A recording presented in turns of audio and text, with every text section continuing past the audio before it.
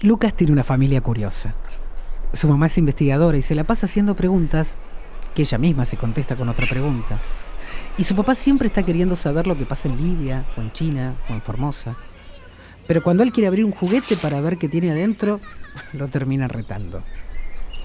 Lila tiene una familia diferente.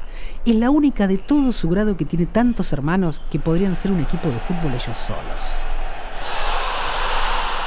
Joaquín tiene una familia particular. Sus dos mamás son abogadas y como tienen muchas ganas de estar con él cuando llegan a casa, se la pasan retando a la secretaria cuando llama. ¿Cuántas veces te pedí que no me llames por trabajo a mi domicilio particular? Es que hablan así como abogadas. Camila tiene una familia especial. Cuando era chica le decía mamá a su abuela porque no sabía que tenía otra mamá. Pero ahora que su mamá volvió porque está mejor y la extrañaba mucho, se hace un lío bárbaro y a veces le dice Abu a la madre que la parió y mami a la abuela que la crió. Ariel tiene una familia numerosa. Cuando su mamá y su mamá soñaban con tenerlo, le pidieron una semillita a un amigo que es su papá y que ahora está de novio con otro señor que tiene una mamá a la que Ariel le dice abuela y que siempre le teje bufandas para abrigarse en invierno. Lucas, Lila, Joaquín, Camila y Ariel juegan juntos en el parque y a veces discuten porque todos dicen que tienen una familia particular, diferente, especial, curiosa y numerosa.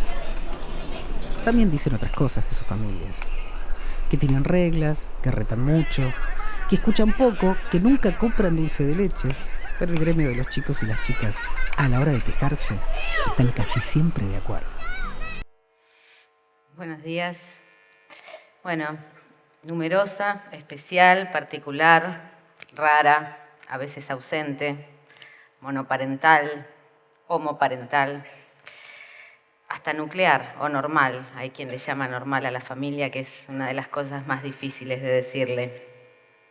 Lo cierto es que de la familia se dice que es tanto un refugio como el refugio de lo siniestro, que es el lugar a donde queremos volver o el lugar del que nos queremos ir sin mirar hacia atrás, ¿no? Para construir nuestra vida por contraste. Sin embargo, algo se fragua en la familia, en la que sea, la familia que nos toque. Algo se fragua en ese tiempo en el que no pensamos en qué es la familia, sino que la habitamos. Con mis compañeros de hijos, ¿no? La agrupación Hijos, que muchos de ustedes conocerán, es la agrupación Hijos por la Identidad y la Justicia contra el Olvido y el Silencio. Muchos y muchas teníamos papás o mamás o ambos desaparecidos y era gracioso porque nos dábamos cuenta que muchos habíamos tenido la misma fantasía, ¿no? De llegar a adultos y tener un hogar de niños, un lugar donde pudiéramos estar, no nosotros, sino eso, poder albergar a niños. Creo que para quien ha sido huérfano es una posibilidad. Les pido disculpas porque la luz es mucha y evidentemente una no calcula cuando piensa que va a hablar de experiencias personales que está delante de tanta gente, ¿no? Entonces, yo quería hablar de mi familia. Esa familia en la que nací con mi papá y mi mamá casados legalmente, en la que crecí cuando ellos se enfrentaron y después cuando mi mamá fue asesinada y pasó largo tiempo en una tumba sin nombre.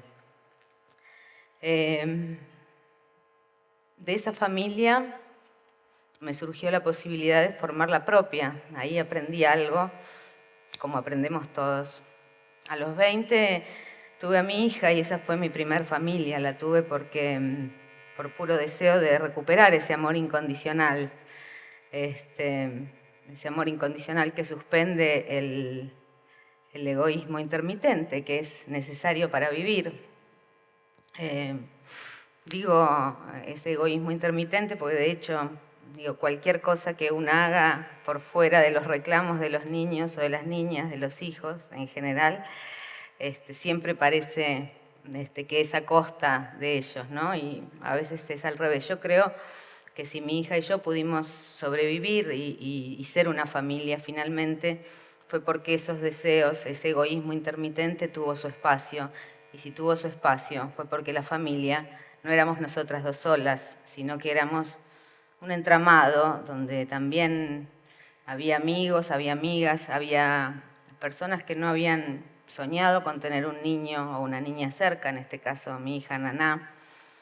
Y entonces, así a los 20 años, esa niña se abrió como la pregunta que son todos los niños cuando llegan al mundo, ¿no? Como, no es exactamente un papel en blanco sobre el que se puede escribir, es al contrario, es repensarlo todo, es empezar a aprender el mundo con otros códigos, ¿no? Con la sensibilidad de poder verlo sin antes nombrarlo, sin tener un nombre para cada cosa.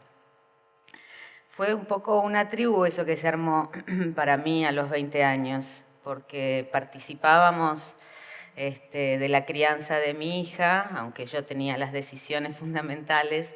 Sí es cierto que se dejó amar y que nos dejamos amar por un grupo mucho más extendido de lo que habitualmente se llama familia y que es esto que tiene que ver con un vínculo biológico, ¿no? La mayoría de las veces, aunque eso incluso ahora se esté desdibujando. Así, por este instinto de supervivencia, es que mi familia pudo seguir creciendo.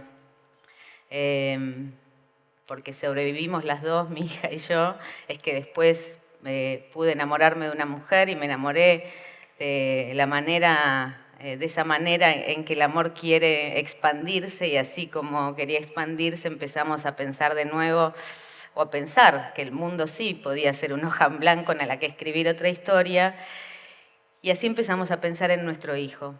Pero claro, para las parejas de varones o para las parejas de mujeres, para las familias que forman las personas trans, pensar en un hijo no es tan sencillo, exige un plan, exige voluntad, exige esfuerzo, exige en muchos casos determinados enfrentamientos.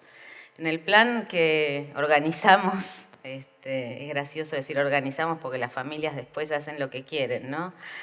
Más allá de los planes que se le destinan. Mi esposa y yo, Albertina y yo, pensamos en tener un hijo y pensamos para diseñar ese plan en incorporar a una tercera persona que de todas maneras estaría incorporada, sola que nosotras queríamos ponerle nombre y apellido. Tal vez por esa historia, no por ese deseo de tener redes más amplias cuando faltaron personas fundamentales cuando éramos chicas. Este hombre, en principio decíamos, bueno, va a tener un padre, además de dos madres, un padre, y nos pareció que era posible,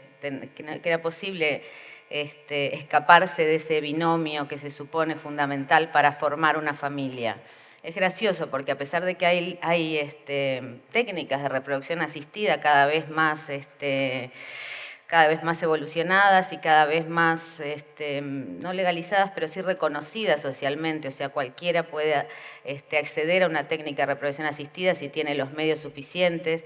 Incluso no es difícil pensar en la donación de esperma o la donación de óvulos para tener un hijo que igual se sentirá como propio una vez gestado.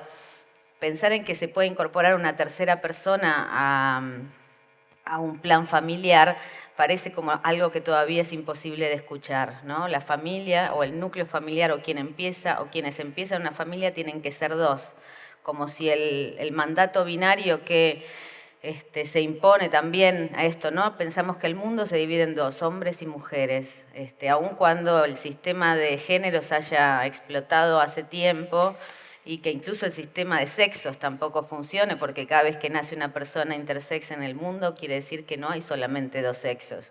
Pero parece que por alguna razón queremos pensar las cosas en función de dos. Y esto es lo que de alguna manera queríamos cuestionar. No cuestionar, ¿no? Porque uno no planea su vida privada pensando en cuestionar una idea. En todo caso, esto es lo que yo quisiera traer y poner a consideración, ¿no? ¿Por qué seguimos pensando que una familia tiene que partir a partir de dos personas? ¿no? Porque ahora, a partir del matrimonio igualitario, aquí en nuestro país podemos pensar que hay parejas de mujeres, que hay parejas de varones, pero no podemos pensar que los niños pueden tener más de 2 personas que se hagan cargo de ellos. Y sin embargo, si revisamos nuestras experiencias personales, es muy difícil que haya habido solamente una mamá y un papá. En general, además, ha habido una madrina, una tía, una abuela, solo que eso está como desdibujado. Ese hombre al que le pedimos justamente el material genético y que podía convertirse en padre o no, porque convertirse en padre, o sea, maternar o paternar, no es algo que se pueda diseñar desde el principio, sino que se va construyendo a lo largo de la historia con ese hijo. Se convirtió en padre, al menos hasta ahora. Y en esta aventura de 3 en un principio, nosotros empezamos a pensar un poco más en este concepto de tribu. Tribu y 3 justamente tienen la misma raíz etimológica y no solamente en la lengua latina, ¿no? Sino también en la lengua celta, en la lengua germana y en algunas lenguas indoeuropeas también. 3 y tribu, que de alguna manera la tribu es donde nos sentimos protegidos o protegidas, donde está el compromiso del cuidado mutuo. Después del nacimiento de nuestro hijo, nuestra familia siguió creciendo. Purio ya tiene 3 años, tiene un padre, tiene 2 mamás. Mi hija Naná tuvo a su hija, se casó con un hombre que no es el padre de su hija. Ese hombre además tenía un hijo a su cargo, que tiene 2 mamás, mi hija Naná y la mamá que lo parió, y él suele decirlo. Estos 3 niños que no se llevan entre sí más de 3 años, juegan juntos. Cuando se les pregunta por su familia, suelen tener más de un rol superpuesto unos con otros. Naná tiene como 5 abuelas, Jade tiene como 5 abuelas, Jade es mi nieta, Marco tiene 2 mamás, Jade tiene 2 papás, porque tiene uno que vive con ella y otro que la cuida. Si se les pregunta, ninguno tiene el mismo apellido, y sin embargo son familia. Ninguno tiene ningún problema ni se le traba la lengua cuando tiene que enumerar cómo es su familia. Y los adultos, todos, intermitentemente o no, estamos a cargo de ellos, porque por más que no podamos decir son nuestros niños, sí podemos decir somos responsables de estos niños. Y todos, o sea, cuando el papá de Furio va a casa, se lleva a los 3 niños a la plaza, y cuando alguien no está, puede ir a buscarlos a la escuela otro. Digo, es una red solidaria la que armamos como familia, a pesar de que esto, red solidaria, sea algo que está un poco devaluado, demasiado mencionado, ¿no? El tema de la solidaridad, que parece que fuera algo parecido a dar limosna. Lo que nosotras planteamos o lo que nosotras aspiramos, porque es un poco difícil decir, bueno, pararse acá y decir, hablar de nuestra familia como si fuera un modelo de algo. Es una intención, es un deseo, es una construcción cotidiana, el desafío de poder hacer una familia donde no haya mío y tuyo, sino donde podamos poner en común la responsabilidad que significa maternar y paternar, ese trabajo cotidiano que es tanto proteger y cuidar como aprender a separarse. Y que creo que este es el desafío más importante, ¿no? Soltar. A veces pienso que maternar se parece un poco a remontar un barrilete, ¿no? Que hay que darle soga para que pueda subir, y no hay que soltarlo para que no se vaya, pero si se le da soga muy rápido se cae hasta que el viento, ¿no? lo sostiene en el cielo. Ese es un aprendizaje que es cotidiano. Yo vine acá a contar una experiencia y también por ahí a darle alguna voz a muchas experiencias que se escucharon un poquito durante la discusión del matrimonio igualitario acá en nuestro país.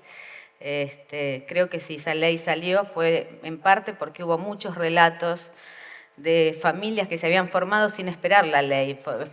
No se necesita una ley. De hecho, nuestra familia no estaría amparada por ninguna ley porque, ya les digo, una familia donde haya 2 mamás y un papá, y si pensamos en seguir aumentándola, seguramente va a seguir habiendo más gente en torno a esta historia.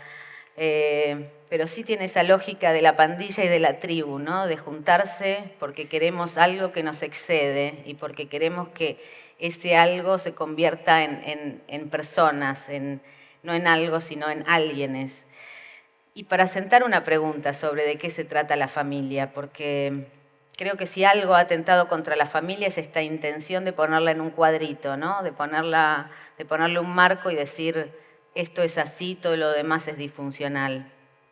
Creo que la familia es así flexible como un junco que resiste incluso a ese cuadrito, ha resistido a todos los cambios posibles y sigue rearmándose y reorganizándose.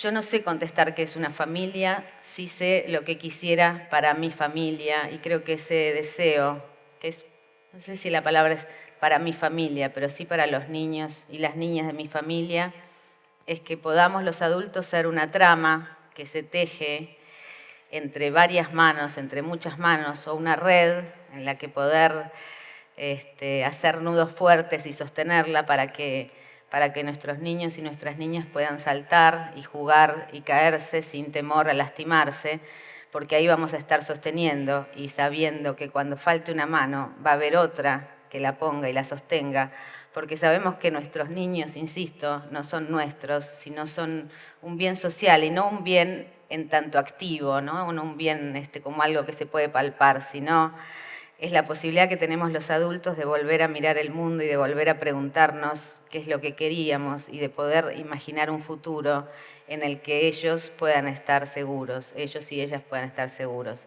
Esa red, ese entramado, esa tribu es la apuesta que nosotros hacemos y creo que en ese sentido no hay nueva familia, ni hay una manera diferente de maternar o paternar porque sea lesbiana, gay, trans o lo que sea, sino que hay una manera de proteger y de protegernos y esa es nuestra apuesta. Muchas gracias.